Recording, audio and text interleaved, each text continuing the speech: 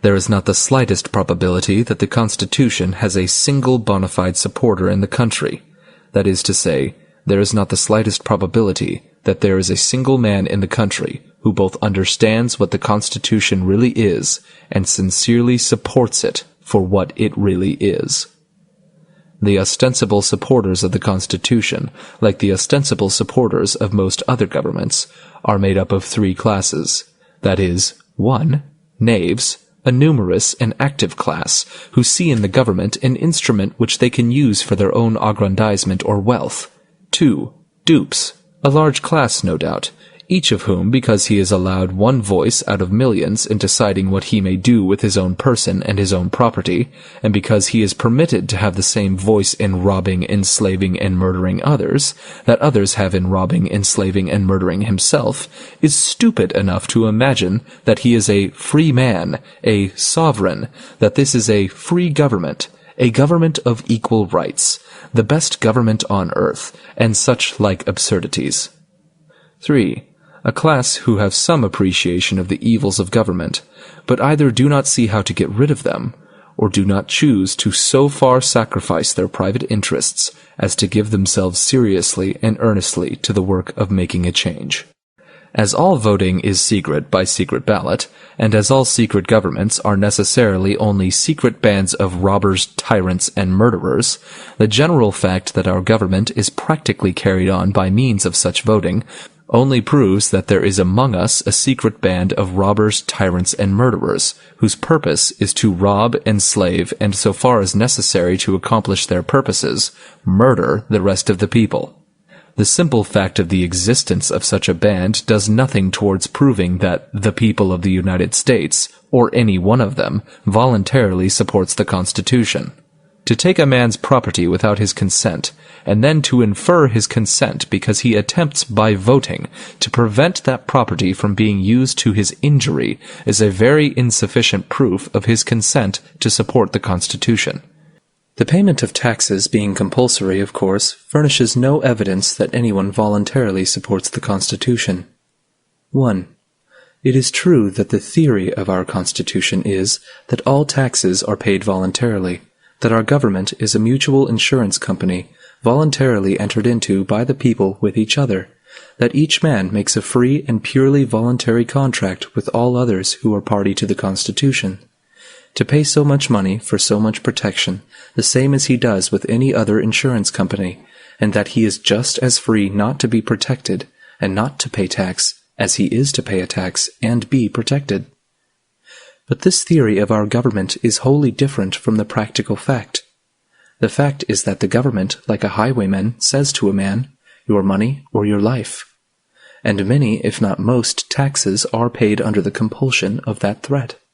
The government does not indeed waylay a man in a lonely place, spring upon him from the roadside, and holding a pistol to his head, proceed to rifle his pockets. But the robbery is none the less a robbery on that account, and it is far more dastardly and shameful. The highwayman takes solely upon himself the responsibility, danger, and crime of his own act. He does not pretend that he has any rightful claim to your money, or that he intends to use it for your own benefit. He does not pretend to be anything but a robber. He has not acquired impudence enough to profess to be merely a protector, and that he takes men's money against their will, merely to enable him to protect those infatuated travelers, who feel perfectly able to protect themselves, or do not appreciate his peculiar system of protection. He is too sensible a man to make such professions as these. Furthermore, having taken your money, he leaves you as you wish him to do. He does not persist in following you on the road against your will, assuming to be your rightful sovereign on the account of the protection he affords you. He does not keep protecting you by commanding you to bow down and serve him, by requiring you to do this and forbidding you to do that, by robbing you of more money as often as he finds it in his interest or pleasure to do so, and by branding you as a rebel, a traitor, and an enemy of your country, and shooting you down without mercy if you dispute his authority or resist his demands.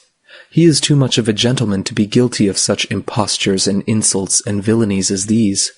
In short, he does not, in addition to robbing you, attempt to either make you his dupe or his slave.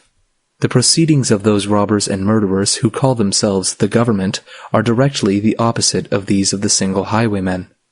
In the first place, they do not, like him, make themselves individually known, or consequently take upon themselves personally the responsibility of their acts. On the contrary, they secretly, by secret ballot, designate some one of their number to commit the robbery in their behalf, while they keep themselves practically concealed. They say to the person thus designated, "Go to A. B. and say to him that the government has need of money to meet the expenses of protecting him and his property." If he presumes to say that he has never contracted with us to protect him, and that he wants none of our protection, say to him that that is our business and not his, that we choose to protect him, whether he desires us to do so or not, and that we demand pay, too, for protecting him.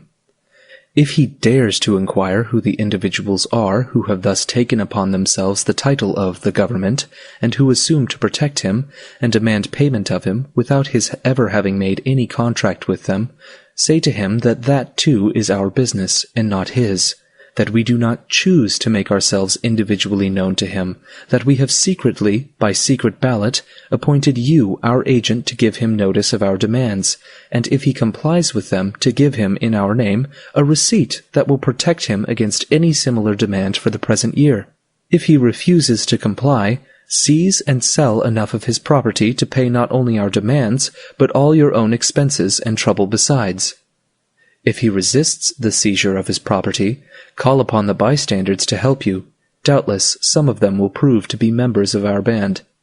If, in defending his property, he should kill any of our band who are assisting you, capture him at all hazards, charge him in one of our courts with murder, convict him, and hang him.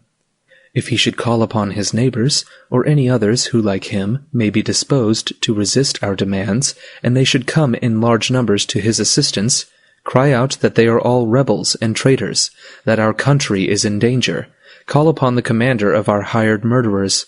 Tell him to quell the rebellion and save the country, cost what it may. Tell him to kill all who resist, though they should be hundreds of thousands, and thus strike terror into all others similarly disposed. See that the work of murder is thoroughly done, that we may have no further trouble of this kind hereafter. When these traitors shall have thus been taught our strength and our determination, they will be good, loyal citizens for many years, and pay their taxes without a why or a wherefore.